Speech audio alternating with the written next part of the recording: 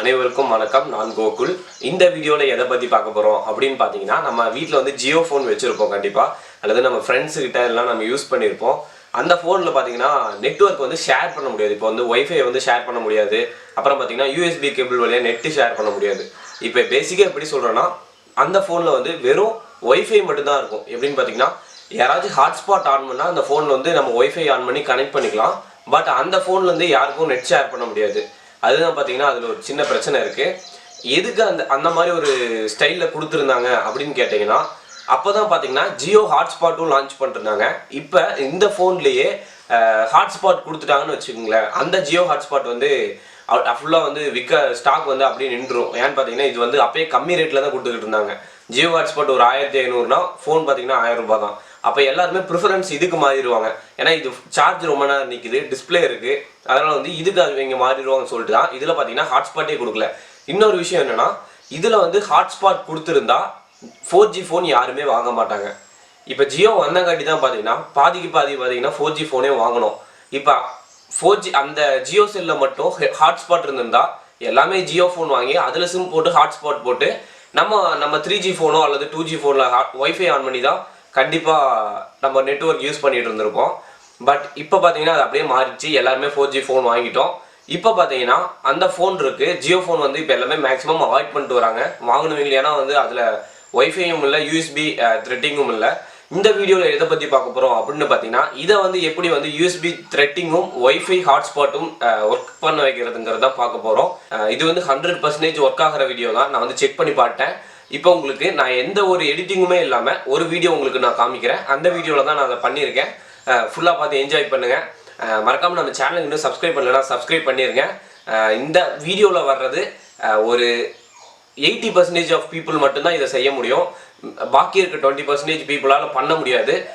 ஏங்கிறத நான் இப்போ இந்த வீடியோலேயே மிடில் சொல்லிடுறேன் உங்களுக்கு. ஓகே, இப்போ வாங்க வீடியோக்குள்ளே போகலாம். ஓகே, இப்போ பார்த்தீங்கன்னா என்னோடய ஃபோனோட லாக் வந்து ஓப்பன் பண்ணிட்டேன். சார்ஜும் கம்மியாக தான் இருக்குது, பிரச்சனை இல்லை, ஓகேன்னு கொடுத்துட்டேன். இப்போ என்னன்னு பார்த்தீங்கன்னா, இப்போ நான் செட்டிங்ஸ்க்கு போய்க்கிறேன். ஓகே, பார்த்தீங்கன்னா அது பட்டன் கொஞ்சம் கஷ்டமாக இருக்குது. ஏன்னா பார்த்தீங்கன்னா ஜியோ பட்டன் செல் பார்த்தீங்கன்னா ரொம்ப கஷ்டமாக தான் இருக்கும். கரெக்டாக கிளிக் ஆகாது. ஓகே, இப்போ நான் இப்போ வந்து செட்டிங்ஸ் வந்துட்டேன். இப்போ ஓகே ப்ரெஸ் பண்ணுறேன். ஓகே, பார்த்தீங்கன்னா நம்ம ஆண்ட்ராய்டு ஃபோனில் எப்படி இருக்குமோ அதே மாதிரி தான் செட்டிங்ஸ் இருக்கும். சரிங்களா, எந்த ஒரு சேஞ்சுமே இருக்காது, அப்படியே இருக்கும். நான் இப்போ வந்து அந்த ஒயர்லெஸ் அந்த மோடுக்குள்ளே போயிட்டேன். இப்போ பார்த்தீங்கன்னா அந்த நம்ம ஜியோ ஃபோனில் எப்படி அந்த வைஃபை ஹாட்ஸ்பாட் வருமோ அதே மாதிரியே தான் இருக்கும். சரிங்களா, ஆண்ட்ராய்டுக்கும் இதுக்கும் வித்தியாசமே இருக்காது. இப்போ இது வந்து எல்லா ஜியோ ஃபோன்லேயும் வராது. ஏன் நான் ஃபஸ்ட்டு சொல்லியிருந்திருப்பேன் இந்த வீடியோவில், 80% ஆஃப் பீப்புள் மட்டும்தான் இதை செய்ய முடியும்னு. ஏன்னு கேட்டிங்கன்னா, ஜியோ ஃபோனில் ஆண்ட்ராய்டு ஓஎஸ் கண்டிப்பாக இருக்கணும். ஜியோ ஃபோனில் ஆண்ட்ராய்டு ஓஎஸ் போடலாம். சப்போஸ் அந்த வீடியோ நீங்கள் இன்னும் பார்க்கலன்னா மேலே இருக்க லிங்க்கை யூஸ் பண்ணி அந்த வீடியோவை ஃபஸ்ட்டு பார்த்து உங்கள் ஃபோனுக்கு ஜியோ ஓஎஸை இன்ஸ்டால் பண்ணிடுங்க. இன்ஸ்டால் பண்ணதுக்கப்புறம் இந்த வீடியோ உங்களுக்கு யூஸ்ஃபுல்லாக இருக்கும். இதில் வந்து எப்படி வந்து ஜியோ ஃபோனுக்கு ஹாட்ஸ்பாட் பண்ணுறது அப்படிங்கிறது இந்த வீடியோவில் ஃபுல்லாக சொல்லியிருப்பேன். அந்த வீடியோவை பார்த்தா மட்டும்தான் இந்த வீடியோவை உங்களால் ஜியோ ஃபோனில் வந்து யூஸ் பண்ண முடியும். ஓகே, பார்த்தீங்கன்னா ஜியோ போர்ட்டபிள் ஹாட்ஸ்பாட் அதெல்லாம் ஃபுல்லாகவே இருக்கும். ப்ளூடூத் த்ரெட்டிங்கு எல்லாமே இருக்கும். நான் இப்போ வந்து போர்ட்டபிள் ஹாட்ஸ்பாட் வந்து இப்போ நான் ஒய்ஃபை வந்து ஆன் பண்ணிட்டேன். பார்த்தீங்கன்னா ஹாட்ஸ்பாட் ஆன் ஆகிடுச்சு. இப்போ வந்து நான் உங்களுக்கு லேப்டாப்பில் வந்து காமிக்கிறேன். பார்த்தீங்கன்னா மேலே அந்த சிம்பிள் இருக்குது. இப்போ வந்து ஜியோ ஃபோனை வந்து நான் டேபிளில் வச்சுட்டேன். சரிங்களா, பக்கத்தில் வந்து என்னோடய லேப்டாப் இருக்குது. அதில் வந்து இப்போ நான் என்ன பண்ண போகிறேன் அப்படின்னு கேட்டிங்கன்னா, ஒய்ஃபை இருக்குது பார்த்தீங்களா, லேப்டாப்லேயும் ஒய்ஃபை இருக்கும். அந்த ஒய்ஃபை நான் இப்போ உங்களுக்கு ஆன் பண்ணுறேன். ஓகே, ஆன் பண்ணிட்டேன். இப்போ பார்த்தீங்கன்னா மைக்ரோ மேக்ஸ்ன்னு இருக்குது. ஆமாம், இந்த ஓஎஸ் ஆண்ட்ராய்டு ஓஎஸ் இன்ஸ்டால் பண்ணதுக்கப்புறம் உங்களுக்கு மைக்ரோ மேக்ஸ் தான் காமிக்கும். பாஸ்வேர்டும் பார்த்தீங்கன்னா மைக்ரோ மேக்ஸ் தான். நீங்கள் வேணும்னா நீங்கள் வந்து ரீநேம் பண்ணிக்கலாம். உங்களுக்கு பிடிச்ச பேர்லேயே நீங்கள் ஒய்ஃபை ஹாட்ஸ்பாட்டை வச்சுக்கலாம். இது பார்த்தீங்கன்னா இன்பில்ட்டாக வர்றது. நீங்கள் ஆண்ட்ராய்டு ஓஎஸ் போட்டாவே இந்த மாதிரி தான் வரும். மைக்ரோ மேக்ஸ் அப்படிங்கிறது தான் வரும்.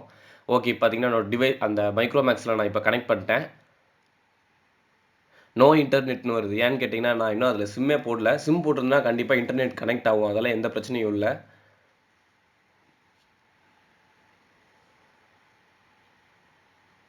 ஓகே, பார்த்தீங்கன்னா கனெக்ட் பண்ணிட்டோம். இது ரேஞ்ச் எவ்வளோ வருதுன்னு பார்த்தீங்கன்னா 10 மீட்டர் வருது. 10 மீட்டர்லேருந்து நீங்கள் உங்கள் ஒய்ஃபை கனெக்ட் பண்ணிக்கலாம் லேப்டாப்பில். நீங்கள் இதில் ஹாட்ஸ்பாட் மட்டும் ஆன் பண்ணி வச்சிட்டிங்கன்னா இது ஒரு ஜியோ ஹாட்ஸ்பாட் மாதிரியே ஒர்க் ஆகும். இப்போ பார்த்தீங்கன்னா என்னோடய செல்லில் வந்து இப்போ நான் வந்து ஆஃப் பண்ணுறேன். பார்த்தீங்கன்னா என்னோட போர்ட்டபிள் ஹாட்ஸ்பாட் இருக்குது பார்த்தீங்களா ஃபோனில், இப்போ வந்து நான் அதை ஆஃப் பண்ணிட்டேன். இப்போ லேப்டாப்பில் வந்து ரெஃப்ரெஷ் பண்ணுறேன், அதாவது வந்து ஒரு வாட்டி ஒய்ஃபையை வந்து ஆன் பண்ணி ஆஃப் பண்ணுறேன். அதாவது வந்து ஆஃப் பண்ணி ஆன் பண்ண இப்போ பார்த்தீங்கன்னா வரல, மைக்ரோமேக்ஸ் வரல. ஏன்னா அங்கே வந்து நான் ஒய்ஃபை ஆஃப் பண்ணிட்டேன். இது வந்து பார்த்தீங்கன்னா ஒய்ஃபை இருக்கிற டிவைஸ்க்கு வந்து நீங்கள் இப்படி கனெக்ட் பண்ணலாம். சப்போஸ் என்னோட லேப்டாப்பில் ஒய்ஃபை இல்லை, என்னோட கம்ப்யூட்டரில் ஒய்ஃபை இல்லை அப்படின்னு இருக்க கண்டிஷனில் வந்து எப்படி வந்து நம்ம யூஸ் பண்ணலாம் அப்படின்னு பார்த்தீங்கன்னா, உங்கள் லேப்டாப் கம்ப்யூட்டர்ஸில் வந்து ஃபஸ்ட்டு டேட்டா கேபிளை கனெக்ட் பண்ணிடுங்க. அப்புறம் வந்து உங்கள் ஃபோனில் வந்து அந்த டேட்டா கேபிளை கரெக்டாக கனெக்ட் பண்ணிடுங்க. கனெக்ட் பண்ணதுக்கப்புறம் என்ன பண்ணுறீங்கன்னா, யூஎஸ்பி த்ரெட்டிங் அப்படிங்கிற ஒரு ஆப்ஷன் இருக்கும். பார்த்தீங்கன்னா, போர்ட்டபிள் ஒய்ஃபை ஹாட்ஸ்பாட்டுக்கு மேலே ஒரு ஆப்ஷன் இருக்கும். யூஎஸ்பி த்ரெட்டிங்னு. அந்த யூஎஸ்பி த்ரெட்டிங் வந்து நீங்கள் டேட்டா கேபிள் கனெக்ட் பண்ணால் மட்டும்தான் ஒர்க் ஆகும். இப்போ பார்த்தீங்கன்னா, அதை ஓகே பண்ணிட்டேன். டிக் ஆயிடுச்சு. இப்போ என்ன பண்ணுறோன்னு பார்த்தீங்கன்னா, நீங்கள் எதுவுமே தேவையில்ல. அதில் ஓகே கொடுத்தாவே உங்கள் டிவைஸ்க்கு ஆட்டோமேட்டிக்காக நெட் கனெக்ட் ஆயிரும். இப்போ பார்த்தீங்கன்னா, நெட்வொர்க்னு காமிக்குது. ஓகே பார்த்தீங்கன்னா, வாண்ட் டூ கனெக்ட்னு கேட்குது. எஸ் கொடுக்குறேன். ஓகே பார்த்தீங்கன்னா, நான் எஸ் கொடுத்துட்டேன். இப்போ பார்த்தீங்கன்னா, அந்த ஒய்ஃபை செக்ஷனுக்கு போனாவே பார்த்தீங்கன்னா, உள்ளே போயிடுறேன். உள்ளே போயிட்டா மேலே பார்த்தீங்கன்னா, நெட்வொர்க் 10 அப்படின்னு காமிக்கும். அதுதான் பார்த்தீங்கன்னா, அந்த யூஎஸ்பி கேபிளில் நம்ம கனெக்ட் பண்ணுறது. ஓகே பார்த்தீங்கன்னா, மறுபடியும் ஆஃப் பண்ணேன்னா, அவ்வளோதான் ஆஃப் பண்ணிட்டேன். இப்போ ஒய்ஃபையும் ஆஃப் பண்ணிட்டேன் கம்ப்ளீட்டாக. ஓகே பார்த்தீங்கன்னா, மாஸா பண்ணியாச்சு. ஒய்ஃபை ஹாட்ஸ்பாட்டும் உங்களுக்கு நான் இப்போ செஞ்சு காமிச்சிட்டேன். யூஎஸ்பி த்ரெட்டிங்கும் செஞ்சு காமிச்சிட்டேன். அதில் ப்ளூடூத் த்ரெட்டிங்கும் இருக்குது. நீங்கள் அதையும் ட்ரை பண்ணி பார்க்கலாம். ப்ளூடூத்லேயும் நெட்டு ட்ரான்ஸ்ஃபர் பண்ணலாம்.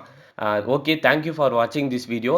இந்த வீடியோஸில் ஏதாச்சும் உங்களுக்கு டவுட்ஸ் இருந்தாலும் நீங்கள் கமெண்ட் செக்ஷனில் போடுங்க. நான் உங்களுக்கு அதை கிளியர் பண்ணுறேன்.